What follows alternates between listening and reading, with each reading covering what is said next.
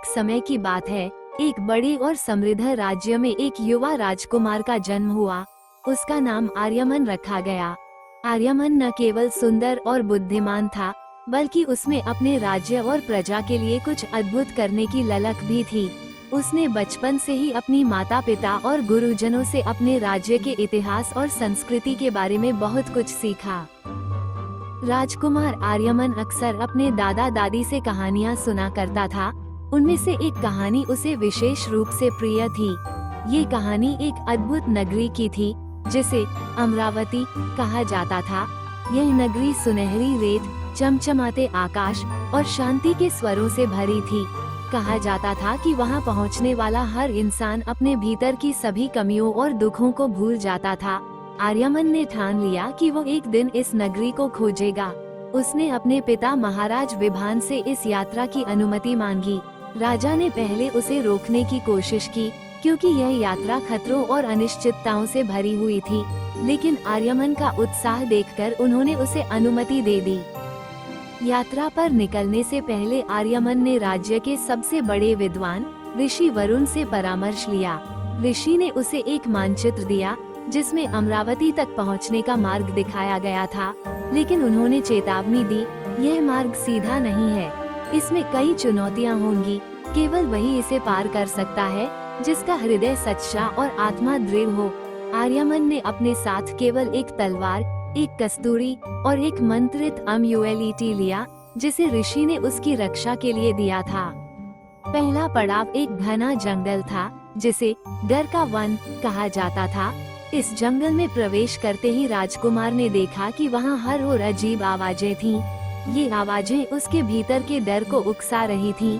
अचानक एक भयंकर राक्षस प्रकट हुआ, जो उसकी कमजोरियों को उसके सामने लाकर उसका आत्मविश्वास तोड़ने की कोशिश करने लगा। लेकिन आर्यमन ने अपनी तलवार नहीं निकाली। उसने अपनी शिक्षा को याद किया और धैर्य रखा। उसने समझा कि यह राक्षस उसके मन के भय का प्रतिबिंब है। जैसे ही उसने खुद पर विश्वास किया, राक्षस गायब हो गया और जंगल से बाहर निकलने का रास्ता खुल गया। डर के वन के बाद आर्यमन एक झील पर पहुंचा। ये सत्य का झील थी। कहा जाता था कि इस झील में वही पार हो सकता है जो अपने आप से पूरी तरह ईमानदार हो। झील के बीच में एक छोटी सी नाव थी, लेकिन जैसे ही आर्यमन उसमें बैठा, झील ने उससे पूछा, तुम्हारा सबसे बड़ा डर क्या है? आर्यमन ने जवाब दिया, मेरा सबसे बड़ा डर यह है कि मैं अपने पिता की उम्मीदों पर खरा न उतर सकूं। ये सुनते ही झील शांत हो गई और नाव धीरे धीरे झील के पार पहुंच गई। अब वह इच्छाओं के पर्वत पर पहुंचा। ये पर्वत किसी भी यात्री की सबसे बड़ी इच्छाओं को प्रकट कर देता था और उसे अपनी यात्रा छोड़ने के लिए प्रेरित करता था। आर्यमन ने देखा कि उसकी आंखों के सामने उसकी प्रिय चीजें, जैसे एक सुंदर महल, ढेर सारा धन और आरामदायक जीवन प्रकट हो गए। लेकिन आर्यमन ने अपने हृदय को स्थिर रखा और खुद से कहा, मेरी असली यात्रा अभी बाकी है। ये चीजें मुझे मेरे उद्देश्य से भटका नहीं सकती। जैसे ही उसने अपनी इच्छाओं को त्याग दिया, पर्वत गायब हो गया और आगे का मार्ग साफ हो गया। अंत में कई महीनों की कठिनाइयों और परीक्षाओं के बाद आर्यमन अमरावती पहुंचा। यह नगरी वैसी ही थी जैसी उसने अपने दादा दादी की कहानियों में सुनी थी।